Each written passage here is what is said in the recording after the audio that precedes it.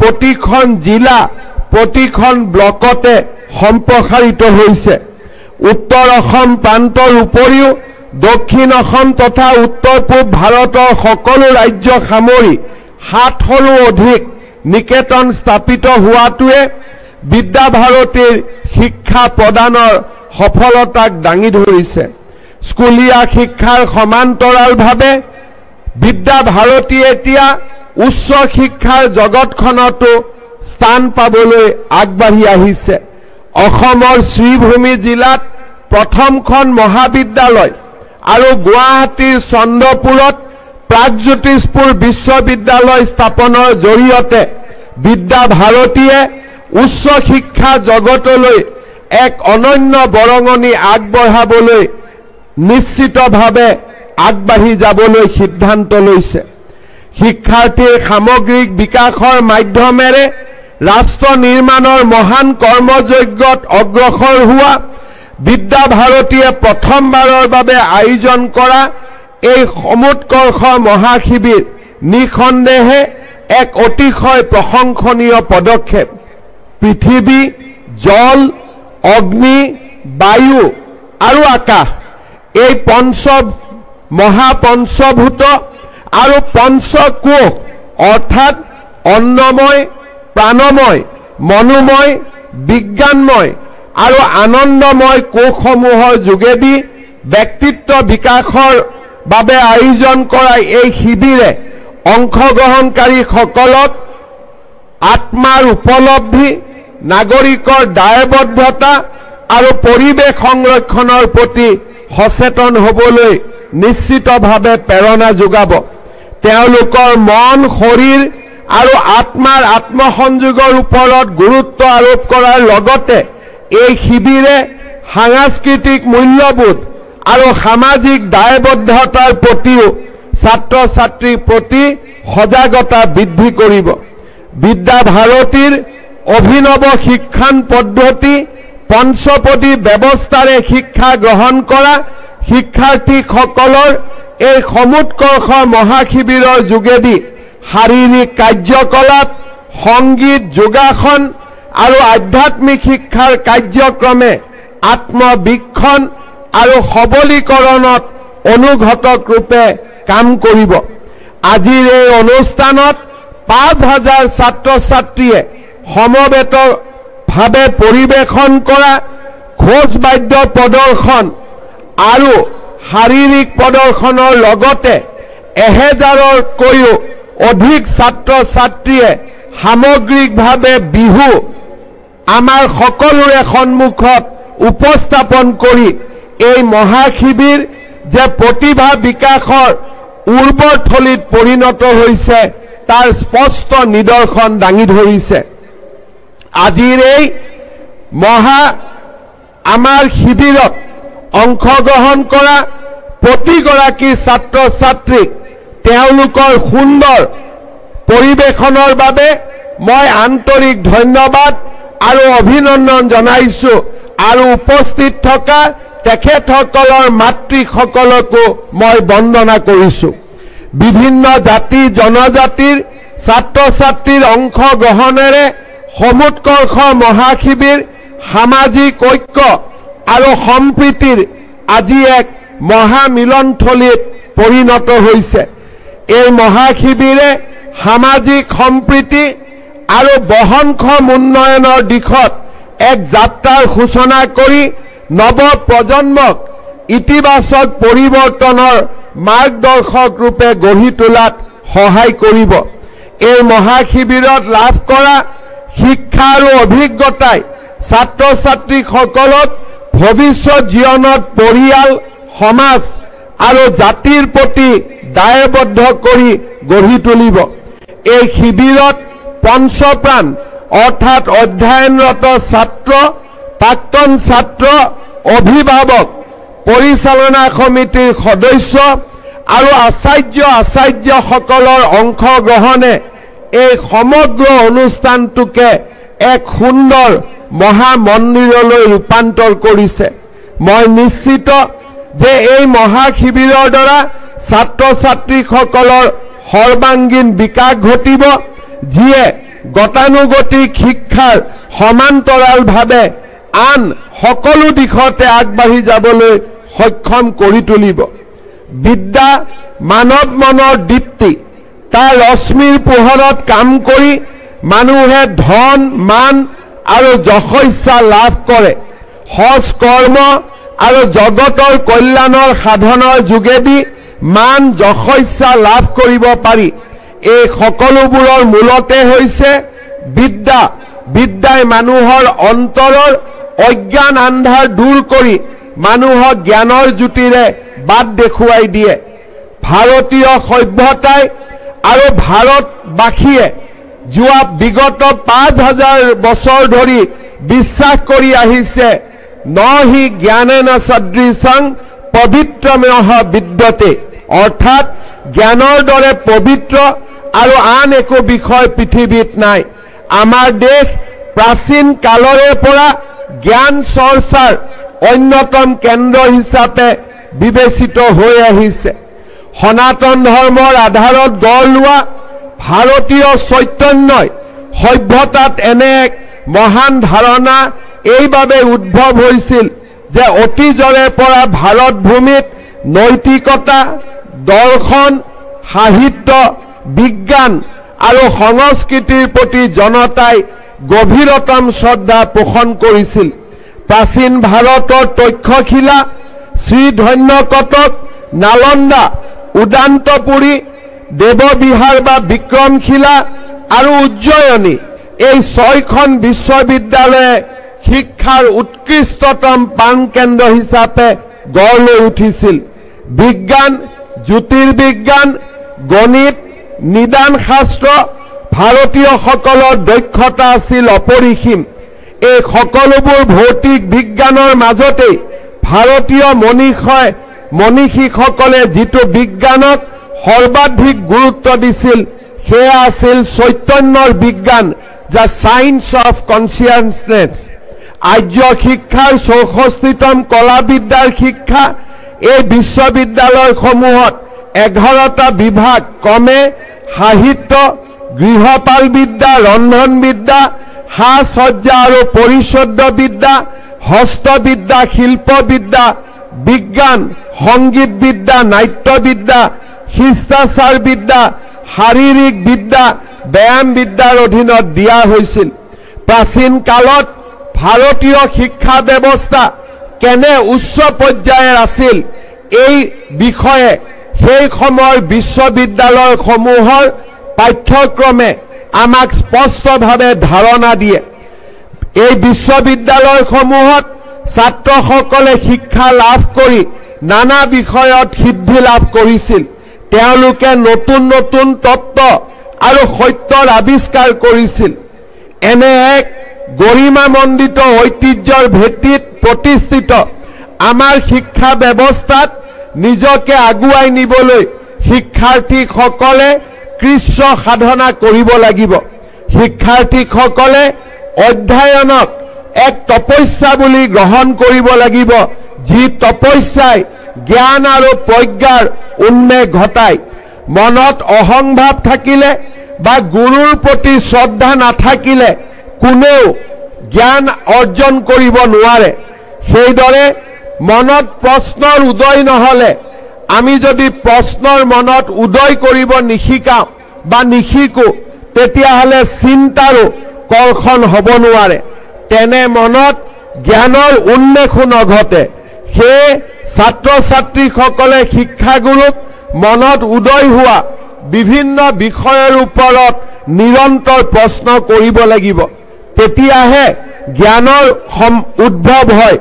তদুপৰি গুৰু সেৱাৰ উপৰিও পিতৃ মাতৃ আৰু সমাজৰ সেৱাত আত্মনিয়োগ কৰিবলৈ মনত সজ বুদ্ধিৰ উদয় হয়। সেইবাবে প্ৰাচীন কালত সেৱাক শিক্ষাৰ এক অপৰিহাৰ্য অংগ বুলি গণ্য কৰা হৈছিল। গভীৰ শ্ৰদ্ধা, কঠোৰ অধ্যৱসায়ৰ পৰা পোৱা তৎপৰতা আৰু ইন্দ্ৰিয় সংযমৰ ফলতহে মানুহৰ প্ৰকৃত জ্ঞানৰ অধিকাৰী হোৱাৰ সৌভাগ্য ঘটে। শিক্ষাৰ্থীসকলে একোগৰাকী তপস্বীৰ দৰে জ্ঞান সাগৰত বিচৰণ কৰিবলৈ সংকল্পবদ্ধ হ'ব লাগিব। স্বামী বিবেকানন্দই কৈছিল, আমাৰ যুৱক সমাজে অতীতৰ গহ্বৰলৈ উভতি চাব লাগিব। আমাৰ অতীত সম্পৰ্কে আমি জ্ঞান অৰ্জন কৰিব লাগিব। অতীতৰ সুস্থ পৰম্পৰা, অতীতৰ দৰ্শন, অতীতৰ শিক্ষাক আমি আমাৰ জীৱনত সমাহিত কৰিব লাগিব। কিন্তু তাৰ লগে লগে ভৱিষ্যতৰ ফালেও চোৱাৰ সাহস আমাৰ যুৱ প্ৰজন্মই কৰিব লাগিব। অতীতৰ গহ্বৰৰ পৰা ভাৰতৰ সভ্যতা সংস্কৃতিৰ অমৃত সন্ধান কৰি আমি 2047 চনৰ ভিতৰত ভাৰতবৰ্ষক পুনৰ এখন বিকাশশীল প্ৰগতিশীল বিশ্বগুৰু ৰাষ্ট্ৰলৈ ৰূপান্তৰ কৰিব লাগিব। তেনে এক পথত অতীতৰ দৰ্শন, অতীতৰ শিক্ষা, অতীতৰ সাংস্কৃতিক গৌৰৱেৰে আমি নিজক গৌৰৱী কৰিব লাগিব আৰু ভৱিষ্যতৰ নতুন পৃথিৱীৰ প্ৰযুক্তিৰ লগত একেলগে খোজ কাঢ়িবলৈও আমি সাহস কৰিব লাগিব। যি ধৰণে অতীতৰ গহ্বৰৰ পৰা শাস্ত্ৰীয় সংগীতক আমি আধুনিক পৃথিৱীলৈ লৈ যাব লাগিব, অতীতৰ শিক্ষাক আমি আধুনিক শিক্ষালৈ ৰূপান্তৰ কৰিব লাগিব, অতীতৰ বিজ্ঞানক আমি মহাবিজ্ঞানলৈ ৰূপান্তৰ কৰিব লাগিব। তেনেকৈ ভৱিষ্যতৰ জ্ঞান আৰু প্ৰযুক্তিকো আমি আদৰণি জনাব লাগিব। আৰ্টিফিচিয়েল ইণ্টেলিজেন্সৰ দৰে প্ৰযুক্তি, blockchain, big data analysis, mobile internet, cloud computing, robotics, internet of things, augmented reality, virtual reality, mix reality, quantum computing, advance genomic, 3D printing, gene এডিটিঙৰ দৰে 100 এবুৰি প্ৰযুক্তিয়ে ভাৰতক নতুন মহাশক্তিত পৰিণত কৰিব আৰু সেইবাবে আমাৰ ছাত্ৰ ছাত্ৰীসকলক অতীতৰ গহ্বৰলৈ উভতি গৈ জ্ঞানৰ সমুদ্ৰ মন্থন কৰি চতুৰ্থ ঔদ্যোগিক বিপ্লৱৰ প্ৰতিও আমি সাজু কৰি তুলিব লাগিব। ষ্টাৰ্টআপছ, উদ্যমিতা, ইনোভেশ্যন, এই সকলোবোৰ আমাৰ শিক্ষা গ্ৰহণৰ মূল অংগলৈ আমি ৰূপান্তৰ কৰিব লাগিব।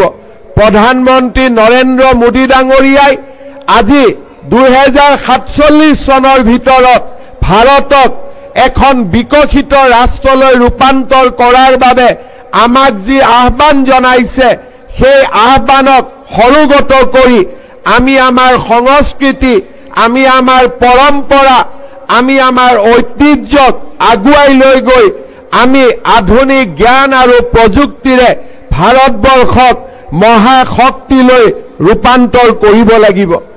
আজি আমাৰ এই মহা অনুষ্ঠানত যিসকল ছাত্ৰ ছাত্ৰী উপস্থিত আছে, 2047 চনৰ ভাৰতবৰ্ষলৈ আমাৰ যি এই অমৃত যাত্ৰা, এই অমৃত যাত্ৰাৰ একোজন উদ্যোক্তা, একোজন মহান শিল্পকাৰ। আমি ইয়াত থকা সকলো ছাত্ৰ ছাত্ৰীয়ে 2047 চন দেখা পাম, যি সময়ত আমাৰ ভাৰতবৰ্ষ বিশ্বৰ ভিতৰতে এক মহাশক্তিলৈ ৰূপান্তৰ হ'ব। আমি আজি অমৃতৰ যাত্ৰা আৰম্ভ কৰিছো, কাৰণ 2047 চনলৈ আমি আমাৰ ভাৰতবৰ্ষক অমৃত কাললৈ ৰূপান্তৰ কৰিব লাগিব। এই অমৃত যাত্ৰা আৰম্ভ কৰা আৰু অমৃত কালৰ সপোন দেখিব পৰা আমি একোজন অমৃত সন্তান, আৰু নিজকে আমি একোজন অমৃত সন্তানৰ দৰে আমি আমাৰ ভাৰতবৰ্ষখনক মহাশক্তিলৈ ৰূপান্তৰ কৰিবৰ বাবে নিজৰ জ্ঞান আৰু নিজৰ প্ৰজ্ঞাৰ সাধনাৰে আমি আমাৰ ভাৰতীয় জীৱনৰ প্ৰতি বৰঙণি আগবঢ়াব লাগিব। আমি ভাৰতবৰ্ষ এখন গৌৰৱান্বিত প্ৰদেশ।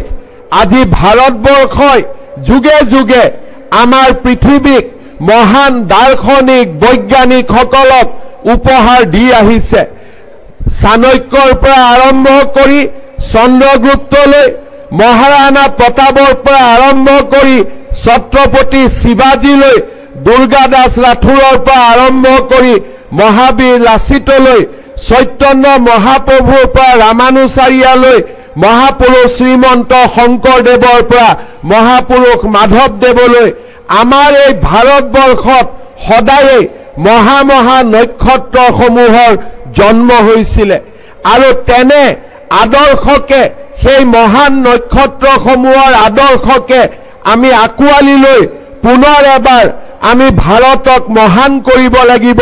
অমৃত কাললৈ আমি ভাৰতবৰ্ষক ৰূপান্তৰ কৰি ভাৰতক বিশ্ব গুৰুলৈ আমি লৈ যাব লাগিব। সেয়ে হৈছে আমাৰ দায়িত্ব। আমি সদায় মনত ৰাখিব লাগিব যে ভাৰতীয় সভ্যতা আৰু সংস্কৃতিৰ মূল ভেটিটোৱে হৈছে সনাতন হিন্দু ধৰ্ম। সনাতন হিন্দু ধৰ্মই আমাক বিশ্ব প্ৰেমৰ কথা শিকায়। সনাতন হিন্দু ধৰ্মই মানুহৰ মাজত জাতি পেট সকলো দূৰ কৰি সকলোকে ঈশ্বৰৰ আত্মাৰূপে জ্ঞান কৰিব শিকায়। সনাতন হিন্দু ধৰ্মই ভাৰতবৰ্ষৰ বৈচিত্ৰতাক স্বীকাৰ কৰি এখন মহান ভাৰতৰ কথা কয় আৰু সনাতন হিন্দু ধৰ্মই আমাক এই ভাৰতীয় সভ্যতাক জাগ্ৰত প্ৰহৰীৰ দৰে ৰক্ষা কৰিবলৈ আমাক শিকায়।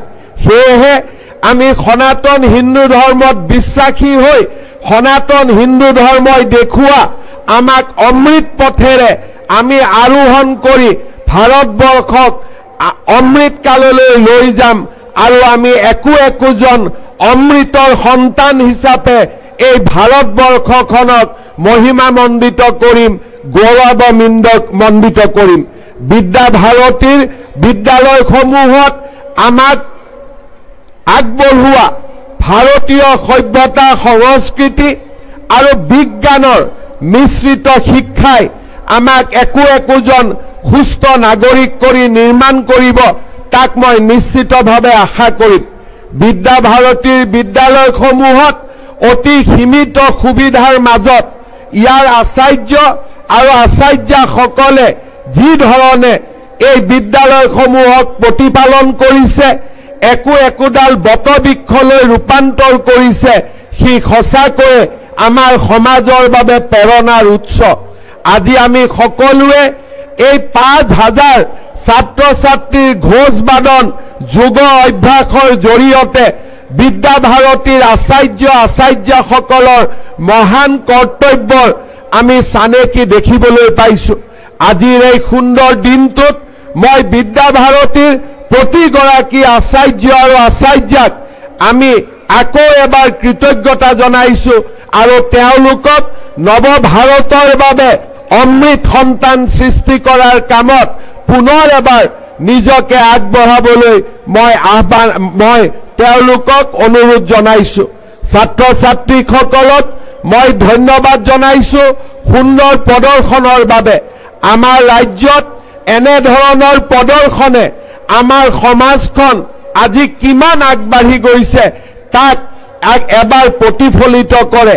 আজি আমাৰ ৰাজ্যখনৰ চাৰিওফালে নৱজাগৰণৰ সৃষ্টি হৈছে। শিক্ষা, সংস্কৃতি, ক্ৰীড়াৰ প্ৰতিটো দিশতে এতিয়া অসমে নতুন অভিলেখ সৃষ্টি কৰিবলৈ আগবাঢ়িছে। আমাৰ জননী জন্মভূমি অসমক ভাৰতবৰ্ষৰ ভিতৰতে আমি এখন সৰ্বশ্ৰেষ্ঠ ৰাজ্য হিচাপে গঢ়ি তুলিব লাগিব। আমাৰ ছাত্ৰ ছাত্ৰীসকলে নিজৰ কৰ্তব্য পথেৰে আমাৰ জন্মভূমিক মহিয়ান কৰিব লাগিব। ভাৰত মাতাক বিশ্বৰ বুকুলৈ আমি বিশ্বগুৰু হিচাপে লৈ যাব লাগিব। আজিৰ প্ৰদৰ্শনে আমাক সকলোকে আত্মবিশ্বাসী কৰিছে যে আমি এটা সঠিক পথেৰে আগবাঢ়ি গৈ আছো আৰু নিশ্চিতভাৱে আমি অসমখনক এক নৱজাগৰণৰ ফালে লৈ গৈ আছো। মই প্ৰতিগৰাকী ছাত্ৰ ছাত্ৰীক হিয়া ভৰা আশীৰ্বাদ জনাইছো যে প্ৰতিগৰাকী ছাত্ৰ ছাত্ৰীয়ে এক উপযুক্ত মানৱ সম্পদ ৰূপে নিজক পৰিচয় দি আমাৰ ৰাজ্যখনক আৰু আমাৰ ৰাষ্ট্ৰখনক আগবঢ়াই লৈ যোৱাত সকলো ধৰণৰ ত্যাগ আৰু কষ্ট স্বীকাৰ কৰিব আৰু নিজক একোটা মহান মানৱ সম্পদলৈ ৰূপান্তৰ কৰিব। আমাৰ পিতৃ মাতৃসকল হ'ল আমাৰ প্ৰেৰণাৰ উৎস, আশীৰ্বাদৰ উৎস। ভাৰতীয় সভ্যতাই এই কথা বিনা দ্বিধাই স্বীকাৰ কৰি লয় যে সন্তানৰ সফলতাৰ আঁৰত থাকে পিতৃ মাতৃৰ কঠোৰ সাধনা আৰু কঠোৰ পৰিশ্ৰম। যিগৰাকী ছাত্ৰ ছাত্ৰীয়ে নিজৰ জীৱন পাঠত নিজৰ পিতৃ মাতৃক প্ৰকৃত ভগৱান ৰূপে জ্ঞান কৰি আগুৱাই যাবলৈ প্ৰচেষ্টা কৰে, সেই ছাত্ৰ ছাত্ৰীজনে হিমালয়ৰ বাধা অতিক্ৰম কৰিও এভাৰেষ্টত আৰোহণ কৰিব পাৰে। মই প্ৰতিগৰাকী ছাত্ৰ ছাত্ৰীৰ সুন্দৰ ভৱিষ্যত নিৰ্মাতা পিতৃ মাতৃসকললৈ সেৱা জনাই বিদ্যা ভাৰতীক পুনৰ এবাৰ অভিনন্দন জনাই মই মোৰ বক্তব্যৰ সামৰণি মাৰিছো। ধন্যবাদ। জয় হিন্দ, বন্দে মাতৰম, ভাৰত মাতা কি জয়।